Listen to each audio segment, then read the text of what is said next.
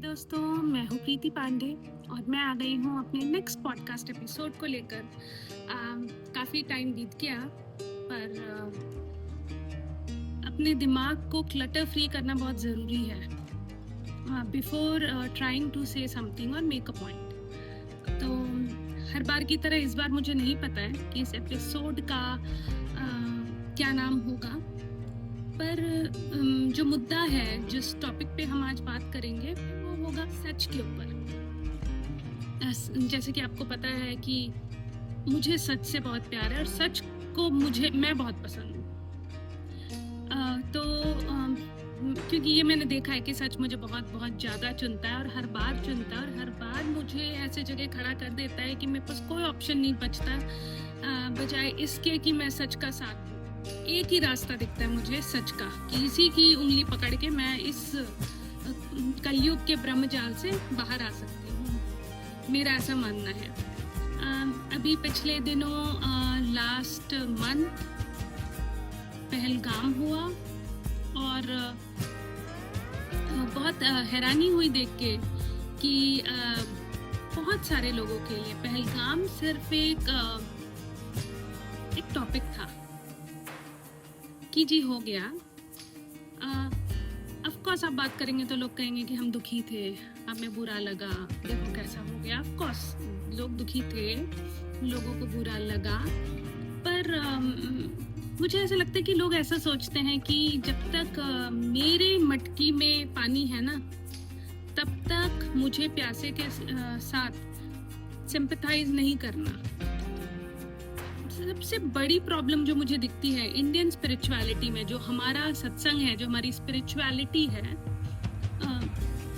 जो हमें डीपली नहीं समझ में आती, ऊपर ऊपर से समझ में आती है, क्योंकि हम तह तक नहीं पहुंचते ज्ञान के। तो उसमें ये लोगों ने जो उसको इंटरप्रेट किया है, उस स्पिरिचुअलिटी को, उसमें ये इंटरप्रिटेशन है कि अगले इंसान के साथ अगर बुरा हुआ तो उसका कर्म है, हम सब ने बुरे कर्म किए और वो काट रहा है। किसी के दुख की खबर मिलती है ना, तो हम उसको चाय के कप के साथ कैसे खत्म करते हैं कि क्या करें, वो तो उसके कर्म थे ना, काटने ही थे, उजागर हो गए थे उसके कर्म। बहुत हैरानी की बात है कि हम ये सोचते हैं कि हम अमृत चक्कर आए हैं और हम ठीक इसलिए हैं क्योंकि हमने बहुत औसम कर्मा किया है, जबकि मुझे लगता है कि it is just a matter of chance. उस पल में ऊपर वाले के ऊपर है कि वो मुझे कहाँ प्लांट करता है, क्योंकि एक ऑब्जेक्टिव होता है, एक मिशन होता है। तो मेरे हिसाब से पुराने ज़माने में हमने एक मूवी देखी थी जिसमें 7 लोग प्लेन में बैठ के कहीं जाते हैं, गुमनाम थी शायद, यस। तो लोगों को ये समझ में आया कि इन्होंने बुरा कर्म किया था, ये देखो इनका वक्त आ चुका था, ये प्लेन में बैठे और ये चले गए। मुझे क्या समझ में आया? मुझे ये समझ में आया कि आप एक स्पेशल मिशन के लिए चूज किए गए। आप में स्ट्रेंथ है, वो हम में नहीं हो सकता। इवन जो पहलगाम में एक जो टूरिस्ट थे जिनकी जो शहीद हो गए, कि छोटे से बेटे का जब इंटरव्यू आप सुनते हो तो सुनते ही, उसको देखते ही, उसकी आंखों में देखते ही आपको ये एहसास हो जाएगा, हम बच्चा तो मम्मा मैं मफिन खा लूं कि डोनट खा लूं में ही परेशान है, राइट। तो ये आम बच्चा नहीं है, इसको भगवान ने चुना है एक स्पेशल पर्पस के लिए, ठीक है। तो मुझे लगता है वैसे ही गुमनाम मूवी की तरह पहलगाम में जो लोग गए हैं वो बहुत पुण्य करके आए हैं और उनका मकसद ये नॉर्मल मैं, मेरा बच्चा, मेरा पति, मेरी बीवी, मेरे माँ बाप पार्टी कर ले, वीकेंड में चले जाते, इसके लिए उनका जन्म नहीं पड़ा, ठीक है। They are born with a higher purpose और वो उसको पाने में हमारी मदद कर रहे हैं। उनका तहे दिल से हम शुक्रगुजार हैं, हम इंडियंस, क्योंकि पहलगाम हुआ तो वापस से वो पीओके और पाकिस्तान ने जो अत्याचार किया है वो फिर से उजागर हो गया, जो कहीं इतिहास के पन्नों में धूमिल हो रहा था। बहुत कन्वीनियंटली कभी एक स्लीपर सेल उठेगा, कभी कोई एक बंदा उठेगा, वो बॉम्ब बनाएगा, वो जाएगा बॉम्ब फोड़ देगा, ठीक है, ये चलता रहेगा। ये सब मैं बोलूँगी कितने लोगों को न्याय मिल गया पहलगाम की वजह से। वो डैनियल पर्ल हो, वो कोई भी क्यों ना हो, राइट? तो इस बात का एहसास करना बहुत जरूरी है। एक और सच जो मैंने देखा कि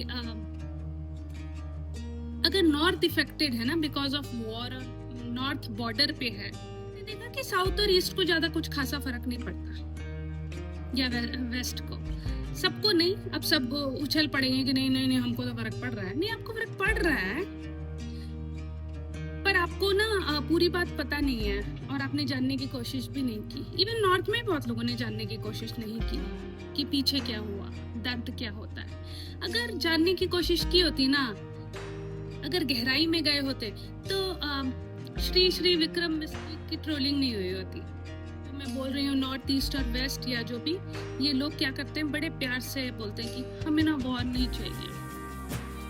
क्यों लोग लड़ रहे हैं? लड़ना नहीं चाहिए, शांति होनी चाहिए, भगवान का नाम। वाह वाह। तो मेरा ना बहुत ही फेवरेट डायलॉग है कि ना ही कमाल होता, अगर इतना ही आसान होता शांति को प्राप्त करना, तो कृष्ण जी को अवतार नहीं लेना पड़ता, राम जी को अवतार नहीं लेना पड़ता, कंस को मरना नहीं पड़ता, रावण को मरना नहीं पड़ता, मंत्र जाप करके उनको हम सुधार लेते, राइट?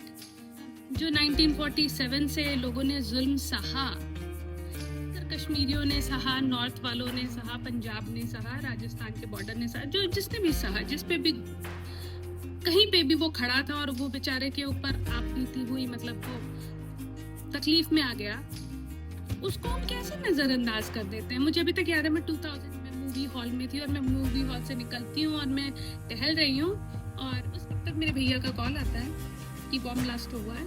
आई थिंक मेट्रो में ही हुआ था उस वक्त। इंट्यूटिव रही हूँ, मुझे सपना आ गया, 4-5 दिन तो नहीं, 6 महीने तो हुए ही होंगे। मुझे एक सपना आता है कि मैं किसी फ्लाईओवर पे हूँ और काले ड्रेस में, पूरा काला मास्क और पूरा काला काला काला काला सब कुछ काला है और धुआं धुआं धुआं धुआं धुआं, और हम बस उससे थोड़ी ही दूर पे थे। तो बोलने का ये मतलब है कि जहाँ पे भी कोई था और बॉम्ब ब्लास्ट हुआ या कुछ हुआ और वो मरते मरते बचा, उनकी जो स्टोरी है, ठीक है, जैसे ये छोटी सी बच्ची जिनके पिताजी शहीद हो गए, INA के एम्प्लॉय, मेडिकल एम्प्लॉय, जिनकी शव है कि मैं अपने पापा का बदला ना चुन चुन के लूंगी। मतलब मुझे तो रोना ही आ गया कि इतना स्ट्रेंथ आम बच्चे में कहाँ है। आम बच्चा तो लॉलीपॉप ही खा रहा है, राइट, नाजों से पाल रहे हैं, और वो बेचारे उसमें भी नहीं मुझे रोटी नहीं खाना, आज मुझे पिज्जा ही खाना, नहीं मम्मा नहीं, यही चल रहा है, राइट। तो मतलब मुझे इतनी हैरानी होती है कि हम ये नहीं समझ पाते कि ये कर्मों का खेल नहीं है, ये चूज किया गया है। औसम लोगों को चूज किया जाता है, ठीक है। फिर विक्रम मिस्त्री हो, चाहे नरेंद्र मोदी हो, चाहे बीजेपी हो, चाहे कोई भी हो, वॉर में हमारे भी लोग मर रहे थे, ठीक है। जहाँ तक हम बोलते हैं कि बॉर्डर की बात, जो हमने बोला कि all eyes on Poonch, Poonch जल रहा है, तो पुंछ में हिंदूज बिल्कुल होंगे, हैं, पर मुस्लिम ज्यादा है, ठीक है। आपने मुस्लिम बच्चों को भी मार दिया पुंछ में, ठीक है। जब आप मारते हैं, आप बॉम्ब डालते हैं, तो आप गिनते थोड़ी है कि मेट्रो में कितना मुस्लिम चढ़ा और कितना हिंदू चढ़ा, नहीं गिनते, राइट। तो मुस्लिम को भी मार रहे हैं, तो कोई फर्क नहीं पड़ता कि आपकी क्या सोच है। आप इंटरव्यू दे सकते हैं, पर आप जब मारते हैं, आप सबको मारते हैं, ठीक है। पहलगाम एक वन ऑफ द केस है जहाँ आपने पूछ के मारा, वो बात अलग है, नहीं सकता, ऑफ कोर्स फूट जाएगा। हम तो वेट ही कर रहे हैं कि सीज फायर खत्म हो, और हम चाहते ही हैं कि हम लड़ ही लें एक बार, टू दी पॉइंट की। अगर आप किसी से भी पूछें जो बॉर्डर पे हैं, ठीक है, जान बचा रहे हैं, बंकर में जा रहे हैं, जबकि हमने वो देखा कि पुंछ में वो सुबह सुबह गुरुद्वारा खोल के बैठ गए और वो गुरसिख और वो 3 या 4 लोग वो मारे गए, क्योंकि वो उन्होंने रिफ्यूज किया कि नहीं नहीं हम तो गुरुद्वारे में बैठेंगे और हम जो करते हैं रोज वो करेंगे, ठीक है। लोग मारे गए क्योंकि लोग इतने परेशान हो चुके हैं ना, ये रोज रोज की फायरिंग से, ये रोज रोज के ड्रामे से। 3 पुश्तें सफर कर चुकी हैं, अब वो बोल रहे हैं कोई बात नहीं, हमें मौत आ जाए कोई फर्क नहीं पड़ता, POK तो हम लेके ही रहेंगे। और बड़े खुश हैं, बहुत खुश हैं कि मोदी जी ने ऐसा काम कर दिया जो कोई नहीं कर सकता था। हम हमेशा बैक फुट पे खेले, पहली बार फ्रंट फुट पे खेल रहे हैं। तो क्यों हमने सीज फायर को एक्सेप्ट किया, मुझे जो समझ में आता, अपनी बुद्धि से वो तो क्लियर हो जाएगा, मुझे जो समझ में आता है कि अगर पाकिस्तान के पास एटम बॉम्ब है, चाइना दे या अमेरिका दे या कोई भी दे, डजंट मैटर, या उसके पास खुद का बनाया हुआ या कुछ भी है, अगर उसके पास है कुछ भी है जिससे वो हमको हानि पहुंचा सकता है, तो किसी अगर मूर्ख इंसान के पास कुछ ऐसी चीज हो ना, तो उससे बच के रहना चाहिए, क्योंकि उसका ना कोई ईमान धर्म नहीं होता, वो कभी भी कुछ भी कर सकता है और हम रोते फिरेंगे क्योंकि हम सेंसिटिव लोग हैं। तो सीज फायर का ये एक बहुत बड़ा रीजन है कि ना लड़ाई करने वाले की भी बुद्धिमत्ता को परख लेना चाहिए कि कितना इंटेलिजेंट इंसान है जो मेरा दुश्मन है, इससे किस हद तक हम लड़ सकते हैं। वरना इग्नोर IGNORE वर्ड बना नहीं होता, और पीओके आपको जितना चाहिए उससे ज्यादा चाहिए बीजेपी को। अगर आप ये बोलते हैं कि बीजेपी पार्टीशन करता है हिंदू और मुस्लिम, तो ज्यादा चाहिए। मुझे लगता है सबसे ज्यादा तो नरेंद्र मोदी को चाहिए, अमित शाह को चाहिए पीओके, हमें तो चाहिए ही चाहिए, बिल्कुल चाहिए, पर उनको भी चाहिए। तो वो रुके हैं तो उसमें कोई स्ट्रैटेजी है। हमारे और लोग मार के क्या मिलेगा, हमारे भी तो मर रहे हैं इनडायरेक्टली। आपने सीज फायर तोड़ा, हमारे 2 लोग मर गए, तो हम तो अपनों को बचा रहे हैं, हमें आपसे फर्क नहीं पड़ता। अब ये जो पीओके वाला सिचुएशन है, क्या कर सकते हैं हम as an Indian citizen, how can we contribute? तो अपने स्वच्छ भारत अभियान के बारे में तो सुना ही होगा। स्वच्छ भारत, घर की सफाई करते हैं, अब हमें देश की सफाई करनी है। अगर आपको सच में दर्द हुआ पहलगाम अटैक के बाद, और आपको सच में बहुत ज्यादा दर्द हुआ कि हमने सीज फायर एक्सेप्ट कर लिया और पीओके अभी हाथ में आने ही वाला था, चला गया और पाकिस्तान भस्म ना हुआ, तो अब आपकी रिस्पॉन्सिबिलिटी बनती है कि आप अपने लोकेलिटी में कुछ भी अगर संदिग्ध पाते हैं, या फिर अगर आपको लगता है कि ये इंडियन एंटी नेशनल है, ठीक है, वो इंडियन हिंदू हो, वो ब्राह्मण हो, वो कायस्थ हो, राजपूत हो, वो कोई भी हो हमारे कास्ट सिस्टम का, या वो इंडियन मुस्लिम हो, या आपको लगता है कि नहीं भाई ये इसमें तो स्लीपर सेल वाले हुए हैं, एनीथिंग, जिस पाकिस्तानी बंदियां हैं जिनके पास पाकिस्तान सिटीजनशिप है, वो इंडिया में बैठी हुई हैं क्योंकि उनके शौहर इंडियंस हैं, पता नहीं कहाँ से हैं, और फिर उन 25 के कुल मिला के 95 बच्चे हैं। व्हाट द हेल, क्या चल गया राज जिंदगी में? अगर आपने पाकिस्तानी से शादी की है, अगर आप बंदे हैं या बंदी हैं, मुझे लगता है ये रूल जरूर आना चाहिए, 2-3 रूल्स जरूर आने चाहिए। और ये इससे पहले भी मैंने जो बोला वो मैं रिक्वेस्ट ही कर रही हूँ एक तरीके से कि ये सारे रूल्स आने चाहिए। उसको बोलें कि भाई तू एक काम कर, इंडिया का सिटीजनशिप छोड़, तू पाकिस्तान जा, वहाँ का सिटीजनशिप ले, तू आराम से अपनी जिंदगी काट, कोई प्रॉब्लम नहीं है। पाकिस्तान आपको नहीं रखता तो कोई बात नहीं, आप दुबई चले जाएं, कनाडा, आप कहीं भी चले जाएं, ठीक है, वो तो आपके ऊपर है, राइट? सोच ही रखा होगा आपने कुछ, फिर आपको इंडिया में रहने का हक नहीं है, क्योंकि हम नहीं चाहते कि हमें और हमारे आने वाली पुश्तों को डर का और खौफ का सामना करना। जब मैंने ये खौफ वर्ड यूज किया ना, तो मुझे याद है कि जब भी मैं भी बोलती हूँ ना हिंदी, या मैं जब शुद्ध हिंदी बोलने की कोशिश करती हूँ, ऑफ कोर्स बहुत सारा उर्दू है हमारे शब्दों में, हमारे बातों में, तो पर उर्दू आपका कैसे हो गया? उर्दू तो हमारा है ना, उर्दू इंडिया से आया, इंडिया में जन्म हुआ उर्दू का। ऐसे कोई कॉपीराइट थोड़ी है पाकिस्तानी मुस्लिम्स का कि उर्दू उनकी जुबान हो गई, उर्दू तो हमारा ही है, ठीक है, आप ले गए, इट्स ओके। उस टॉपिक पे जाते हैं कि एक मैंने वीडियो देखा जो मैंने डाला भी अपने इंस्टा स्टोरी पे, कि जितने भी हमारे हिंदूज हैं वो जन्मों से कन्वर्ट होते आ रहे हैं, और क्यों टर्की या तुर्की जो बोल रहे हैं, मैं तो उसको तुर्किस्तानी बोलना चाहूंगी, तो जो ये तुर्किस्तान है ये क्या कर रहा है सदियों से, क्यों ये दुश्मन बना पड़ा है? कि इसके जब इन्वेडर्स आए इंडिया में, ठीक है, मुगलों के भी पहले आए जो मैंने पढ़ा, और स्लेव डायनेस्टी था तब इंडिया में, लोगों ने कन्वर्ट करना शुरू किया, हिंदुओं को इस्लाम धर्म देकर कन्वर्ट कराया, और इसकी शुरुआत कैसे हुई? कहते हैं कि जो तुर्की है या टर्की वाले हैं, वहाँ पे ओटोमन का कल्चर।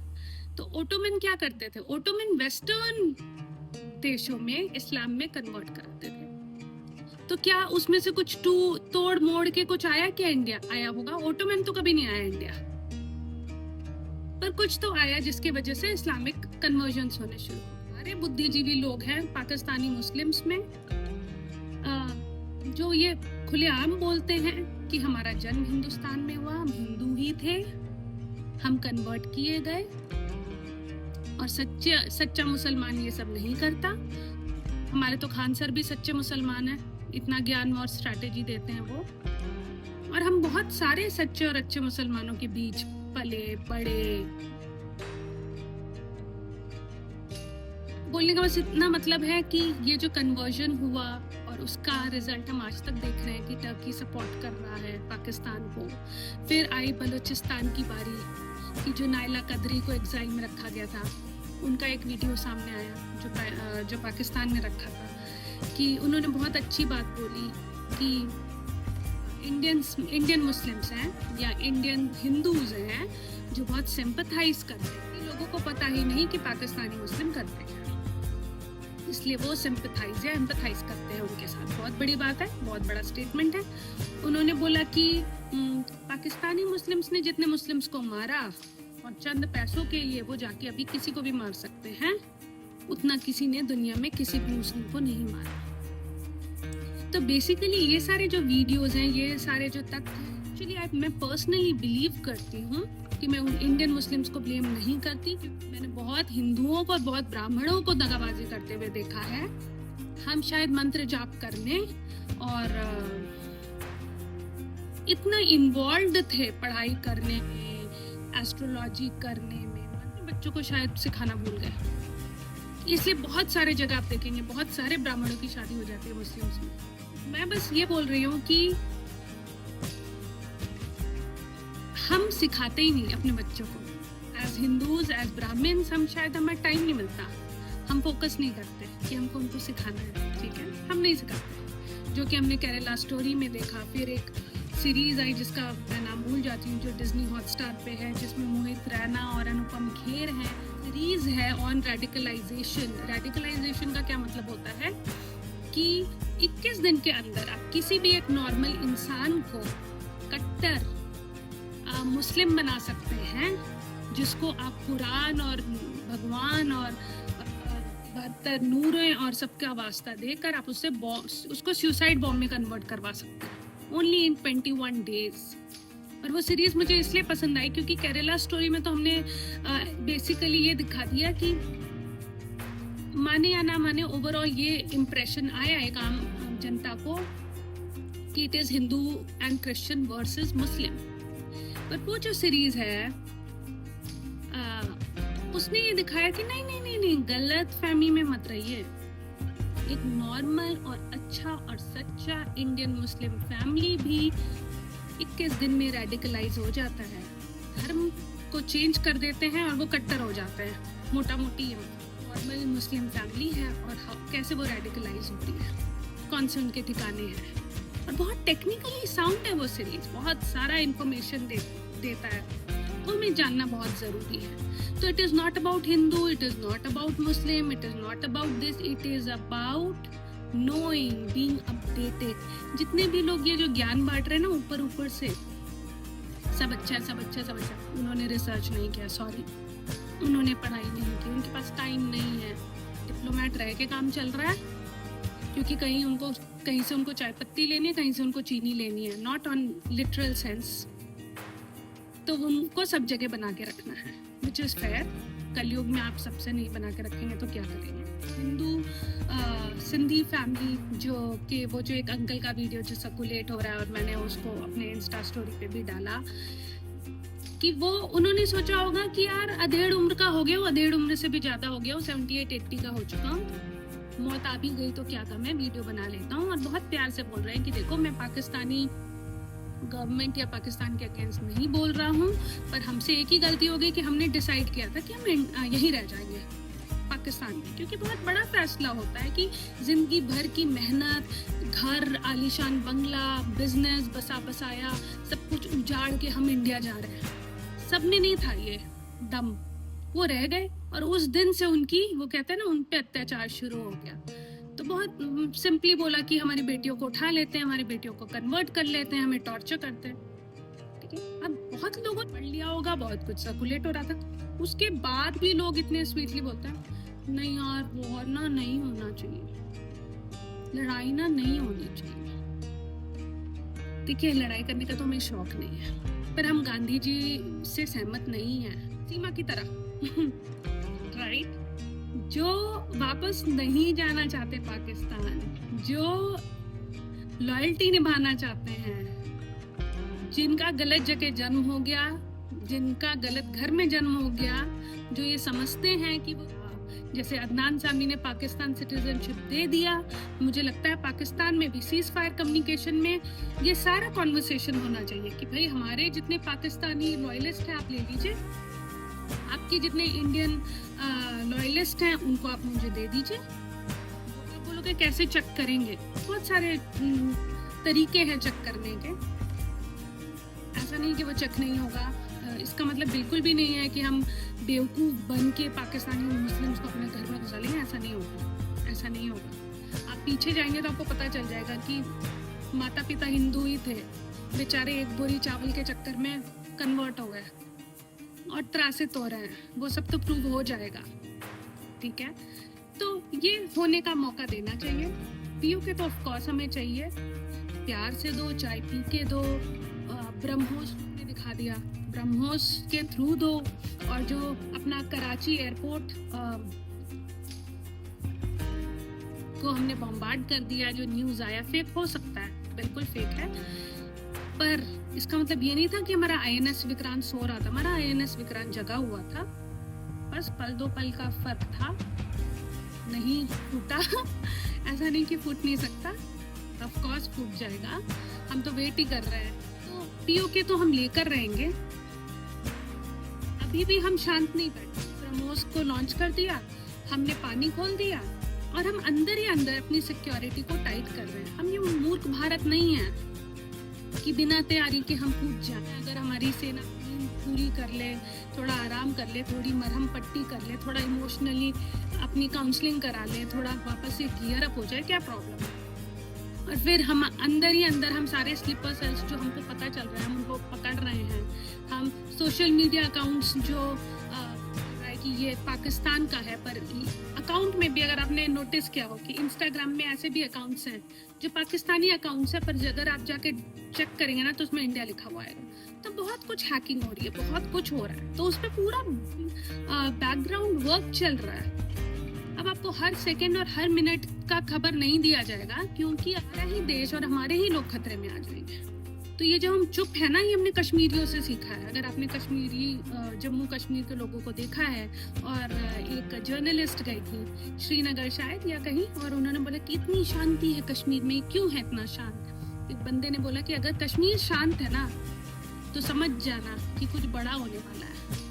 हम तभी चुप होते हैं जब कुछ बड़ा होने वाला है। तो जो हमने पढ़ा ना कि समथिंग इज कुकिंग, जब सब चुप है तो कुक हो रहा है, कुक होने दीजिए और फेथ रखिए। जब इतना वॉर हो चुका है तो बिल्कुल फेथ रखिए हमारे सिस्टम में। अपने स्टेट को, अपने देश के हमें कंट्रीब्यूट करने के लिए बहुत कुछ है, अपनी लॉयल्टी प्रूव करने के लिए। मैंने एक बहुत फोटो देखा जिसमें करीना कपूर पहलगाम अटैक के बाद एक पाकिस्तानी स्टाइलिस्ट या किसी के साथ उन्होंने फोटो सेल्फी जो ट्रोल हो गया। तो जो ये अपने लोग हैं ना, उन पे हम जो ये खोदना शुरू करते हैं ना, नहीं करना चाहिए। ये फिर हम पता क्या कर रहे हैं, अपनी मटकी पे रोज छेद कर रहे हैं, मत करिए। और करीना कपूर कपूर हैं, जितने भी कपूर हैं ना वो लोग सब लाहौर से आए हैं, ठीक है। उनकी 3 पुश्तों को पीछे पता है कि दुख क्या होता है और क्या क्या अत्याचार। हम अगर ऐसे ही अपने मटकी पे ऐसे छेदा मारते रहे, मुझे तो हैरानी भी होती है, शर्म भी आ रही है कि हमने विक्रम इसलिए ट्रोलिंग कर दी। भाई साहब खुद कश्मीरी हैं, राइट, और आप आप अगर किसी कश्मीर को देशद्रोही बोल रहे हैं तो फिर आपको ना जनरल नॉलेज में थोड़ी कमी हो गई है, वो भी अगर हिंदू हो वो इंसान तो, ठीक है, खास करके तो वो देशद्रोही हो नहीं सकते, क्योंकि उन्होंने जितना देख लिया होगा और उनकी कम से कम तीन पीछे की पुश्तों ने जितना अत्याचार सह लिया होगा उसकी हम कल्पना भी नहीं कर सकते। विकिपीडिया में आप जाके देख सकते हैं। रहे कंगना रनावत की ट्रोलिंग कर देते हैं लोग। अरे यार, कंगना रनावत पहले बन के तो दिखाओ, राइट? कमियां तो सब में होती हैं, पर कंगना रनावत कितने कंगना रनावत हैं, राइट? नॉट बिकॉज कि कंगना रनावत बीजेपी करती है, और अगर करती भी है तो क्या गम है, ठीक है? मैंने तो ये भी पढ़ा कि लोगों ने बोला कि कंगना रनावत का जिक्र इसलिए आया क्योंकि पाकिस्तान की एक बंदी कंगना रनावत की ट्रोलिंग कर रही थी, मतलब उसको परेशान कर रही थी, और सारे इंडियंस लिख रहे हैं, सो कॉल्ड इंडियंस, की सही कर रहे हो तो है ही पागल, होगी पागल, पर हमारी पागल है ना, वो पाकिस्तानी पागल नहीं है। तो जब इंडिया वर्सेस पाकिस्तान चल रहा है तो अपने पागल को भी प्रोटेक्ट करेंगे, और कौन पागल नहीं है, हम सब पागल हैं थोड़े थोड़े। तो ये मुझे समझ में नहीं आता, ये कौन सी लॉयल्टी है? ऐसे लॉयल्टी डिफाइन नहीं कर सकते हम किसी की, ठीक है? और क्योंकि हम ना वैसे दयालु लोग हैं, हम तो जो हमें हमारा गला काटने आता है उसको भी चाहे पूछ लेते हैं, क्योंकि हमें 1 सेकंड पहले नहीं पता होता, हम इतने मूर्ख हैं, हमें ये नहीं पता होता कि मेरा गला काट के ही जाने वाला है। तो हम तो मेरे जितने भी हेल्पर्स रहे हैं, आई थिंक 2013 से, वो इंडियन मुस्लिम्स नहीं बोलूँगी, नहीं गलत बात है, बांग्लादेशी मुस्लिम्स हैं, पर वो सारे कन्वर्टेड हैं, और उन सबको ज्ञान है हिंदू कल्चर का, झूठे का, इसका उसका। और मैंने एक और चीज़ देखा है कि जब रोज़े चलते हैं ना तो वहाँ के मुझे बोल भी देते हैं कि दीदी कुछ है खाने के लिए दे दो, क्योंकि उन पे इतना प्रेशर है, हमारे नवरात्रों जैसा नहीं है, उन पे इतना प्रेशर है रोज़े रखने का कि वो मर भी रहे होते हैं ना, तो ये दूसरी तीसरी चौथी शादी कर लेंगे, पर वो रोज़े उनको रखना ही है मरते दम तक, ठीक है? क्योंकि वहाँ इंसान का मोल नहीं है। कौन कर रहा है वो? इंडियन मुस्लिम्स नहीं, पाकिस्तानी लॉयलिस्ट कर। फिर एक बार की बात है कि मुझे किसी ने बोला कि दीदी सिंदूर है क्या, बिंदी है क्या, बिना ना चुपके से जब अकेले में हुई ना तो लगा लूंगी। तो इसलिए आपको इंसान पे फोकस करना चाहिए। इन शब्दों में ना बहुत झोल है, कौन मेरा है, कौन पराया है, कौन सही है, कौन गलत है, इसमें आप खुद को ट्रोल कर रहे हैं। अगर आप कुछ कर रहे हैं तो ये सब मत करें, ये मैं भी नहीं करना चाहती। अपने लोग बड़ी मुश्किल से अपने होते हैं, हम उसमें क्यों झोल कर रहे हैं, मुझे समझ में नहीं आता।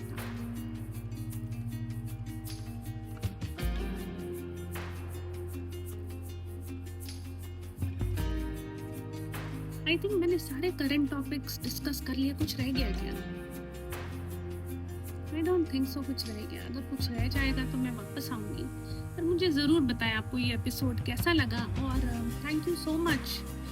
मुझे नाम नहीं याद है हमेशा की तरह, पर एक लेडी ने मेरे लास्ट पॉडकास्ट एपिसोड मतलब को सुनकर लिखा कि मुझे तो ये सच में हो रहा है और मुझे रोना ही आ गया। तो थैंक यू सो मच, क्योंकि सच सुनने के बाद सच में आंसू तो झलक ही जाते हैं, सच में इतना स्ट्रेंथ और पावर होता है।